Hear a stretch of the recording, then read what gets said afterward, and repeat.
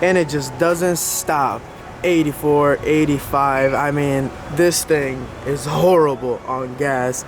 And yep, this is not gonna stop. Okay, 88, not bad. I filled up for 95 before, so 88, not bad. Ooh, let's get going. So just by looking at the title of the video, you guys already know what today's video is all about, and it is about my old Mustang. I sold it about 7 months ago, and before I sold it, I owned it for about 2 years, and I absolutely loved this car. Never ran into a single issue.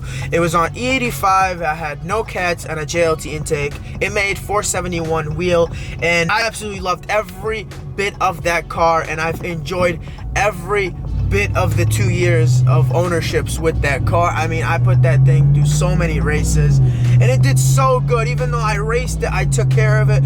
I made sure, you know, I had tested fuel in there at all times, made sure it was great fuel, made sure I got oil changes when I was supposed to, everything. I was just on time with everything, and that's why that car was in such a great condition. It had like 20,000 miles when I sold it. So up to that point, never ran into a single problem until the new owner that bought it, who is a 17-year-old, so a very young kid that bought it, basically didn't really take care of it. I'm gonna touch on that later on in the video.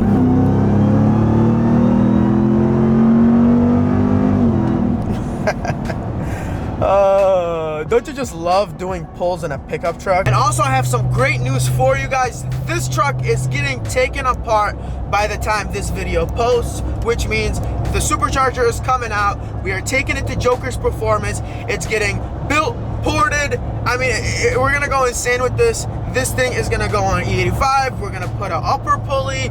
We're gonna put injectors. There's so much is happening with this truck. I know it took longer than usual, but you guys already know how it is out here. The shops are so busy, and basically everyone has free money, so everyone is going to the shops, modifying their cars, and basically they are just all backed up. But it's finally happening, and I cannot wait to show you guys my 1,000 horsepower TRX coming very, very soon. And look what we got here, a slow Raptor. That's too bad they still make those in a V6. And here it is. Oh my God, look at this thing. Wow, haven't seen it in such a long time. So here it is. So there hasn't been that many changes to the outside. It still has the same wheels. It has the white wrapped Brembo brakes. Everything's pretty much the same. I think he just got new tires on the rear. He put 275s. Same spoiler, everything's the same. I think he is getting a new splitter, and he is changing his grille. He also changed a few things on the interior. So he got these red mats. He got a little bit of carbon fiber pieces. The steering wheel came with the car. It has 29,000 miles now. I sold the car to him with 20,000 miles. But those 9,000 miles he put on the car were some of the most aggressive and hard miles ever on a car. The owner is 17 years old, so when I sold him the car, you know, he kind of wanted to enjoy it just like any 17-year-old would want. And I warned him. I told him, this car is on E85, which means you have to test E85 before putting it in the car, because it'll hurt the car if you don't. And he bought the car in December, so from December to March, he was racing the car and putting winter blend E85. And during winter, everyone knows gas stations run winter blend E85, which is E85. It is the worst E85 you could put in your car. It's garbage, okay? You don't want to run it. And even if you run it, worst case scenario, you don't want to race the car with winter blend E85. So from December of when he bought it to March, he was racing it on winter blend E85 without testing. I told him, make sure you test. make sure you put good fuel in this car because it's gonna run a lot healthier and you're not gonna run into no problems. Well, he didn't do that. He didn't test. He ran winter blend E85 and he raced this car more than I raced the car. I mean, he raced every single Scat Pack in his city, every SS, every Corvette. He raced everyone. He sent me so many racing videos. I was like, dude, what the f***? This guy raced the car more than me. And he was doing that while it was running on winter blend E85, which is horrible. And when you make a mistake like that, things will happen. And well, they did happen. So what ended up happening is the motor blew up on the car. It went boom, bam, done with. When I heard that, I mean, I was like speechless. I was like, what the f***? How did you blow the motor on this car? This car was on E85 when it had a few thousand miles. And I drove that car for 18,000 miles while it was on the setup that I sold it with. There was no motor work done to that car whatsoever. No headers, no intake manifold, none of that. Literally, all it had is an intake and it was tuned on E85 and I took care of it, literally everything, you know, from tested E85 to full synthetic oil, and I was on top of all the maintenance. I made sure I took care of it because it was my baby and it was modified. You gotta be fragile with modified cars, and that's what he didn't do. So he blew up the motor, and here is the worst part. He took the car to the dealership before flashing it back to stock and putting it on 93, which means now they know that the car has been modified. He could have got away with getting them to fix the car for free. Literally, it still had its warranty. All he had to do was flash the car back to stock and put it back on 93 and took it to the dealership and told them, hey, my car blew up. I don't know why. A lot of people do it. Whether it's right or wrong, you could have still done it. But what he did is, as soon as it happened, he took it to the dealership and they seen that the car was on E85 and they pretty much told him, your warranty has been voided, sir. Now you gotta come out of pocket for a new motor. And well, he had no choice and he had to get a new motor. So the car has a new motor, stock intake, everything is stock from the exhaust to everything. Everything is back to stock. The car is back on 93. It only costed about $8,000 to put this thing back to stock with a new motor, which isn't bad. I mean, this is a mistake that happens to a lot of people. Honestly, it costs some people more than that. Everyone goes through stupid things like that. Well, not everyone, but it happens to you. You got to pay the price. And well, it happened. And now he learned a very valuable lesson. If your car is on E85, make sure you test the E85 and make sure you never run winter blend E85 if you are trying to race the car.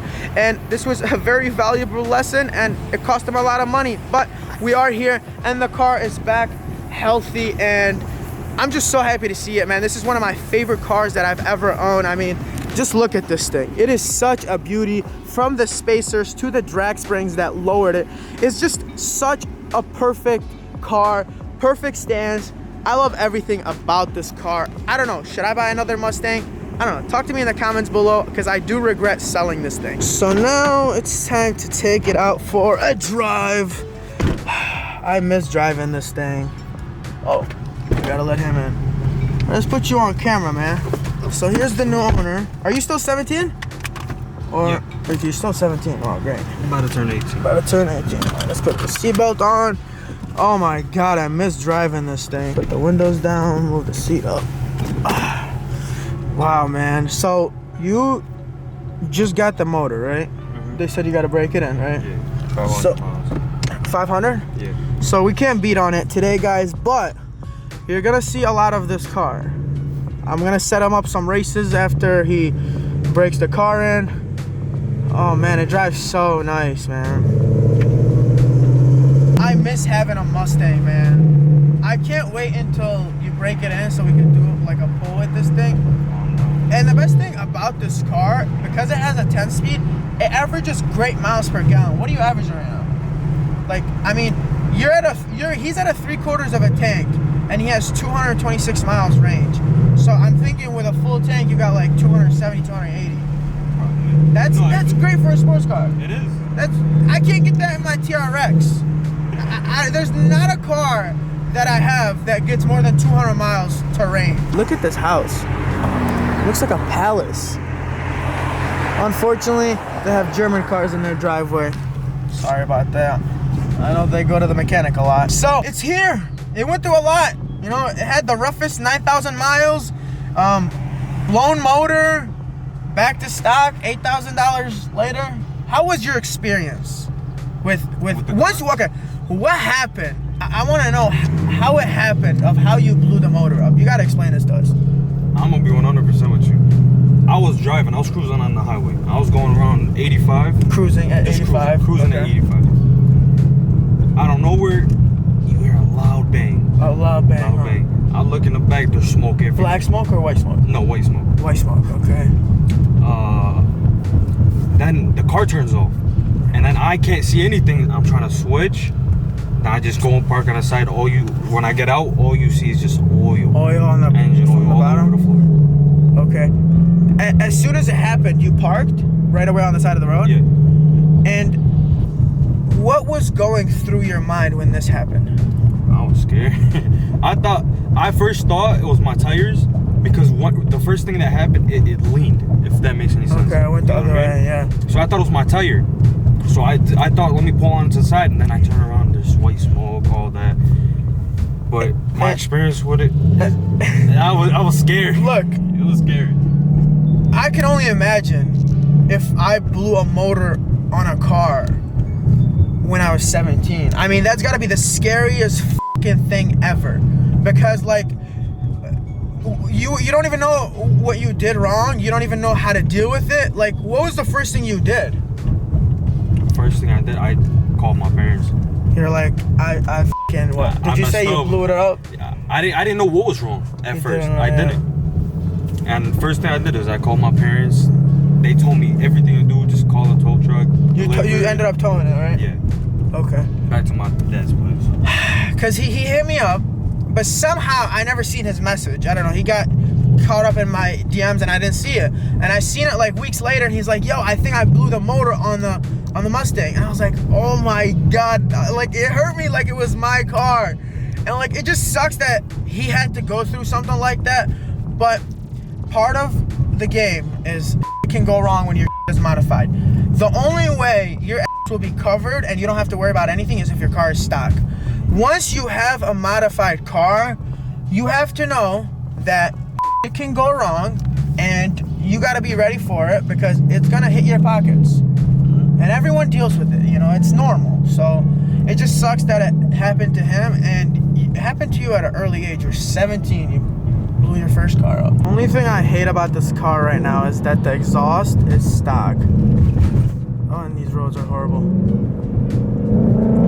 Man, I wanted to take this turn fast so bad. That's one thing I loved about this car, is it can take turns so well. And look what we got here. We got the Ford headquarters. And we are back. Man, oh man. This definitely won't be the last time I see this car. And it is gone. What a bad man. I love that Mustang. Oh man, should I get one? Talk to me in the comments below if I should get one, man, because I really won't.